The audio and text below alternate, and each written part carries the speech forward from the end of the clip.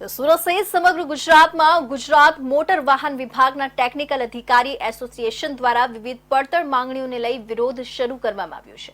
Surat RTO વિભાગના technical અધિકારીઓ અને નોન ટેકનિકલ સ્ટાફે કાળી પટ્ટી ધારણ કરી વિરોધ દર્શાવ્યો હતો।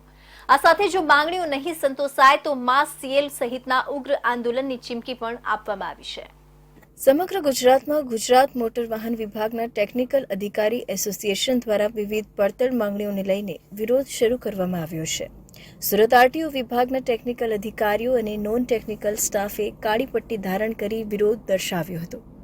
ઓફિસરોએ પ્રમોશન, ફરજમાં પડતી મુશ્કેલીઓ નિવારવા ચેકપોસ્ટ ખાતે સુવિધાઓ સહિત 19 માંગણીઓ રાજ્ય સરકાર દ્વારા પૂરી કરવામાં ન આવતા સરકાર સામે આંદોલન છેડ્યું છે। ટેકનિકલ ઓફિસરો દ્વારા પોતાની મુખ્ય માંગણીઓમાં પ્રોબેશન સમયે 10 વર્ષ થયા હોવા છતાં કાયમી કરવામાં આવતા નથી, જેને લઈને સુરતમાં વિરોધનો પ્રથમ દિવસે તમામ ટેકનિકલ અધિકારીઓ અને નોન ટેકનિકલ સ્ટાફ સાથે મળી કાળી પટ્ટી ધારણ કરી વિરોધ નોંધાવ્યો હતો। તમામ સ્ટાફના અધિકારી કર્મચારી વિરોધ દર્શાવતા સાથે ફરજ બજાવી રહ્યા છે। હાલમાં કાળી પટ્ટી ધારણ કરી ફરજ બજાવી રહ્યા છે। આગામી સમયમાં જે એસોસિએશન દ્વારા કાર્યક્રમ આપવામાં આવશે એ પ્રમાણે વિરોધ દર્શાવવામાં આવશે એવું જણાવાયું હતું।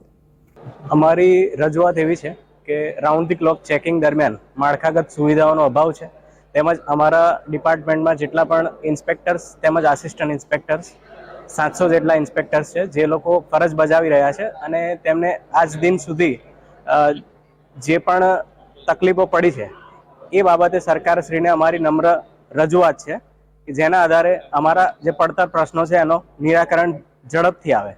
Gujarat motor vehicle technical officer association છે એના જે માર્ગદર્શન હેઠળ અમે આગામી સમયમાં જે પણ કાર્યક્રમ છે તેના આધારે અમારી રજૂઆતોને વધારે સક્રિય રીતે સરકારશ્રી સમક્ષ રજૂ કરવાના પ્રયત્નો કરીશું।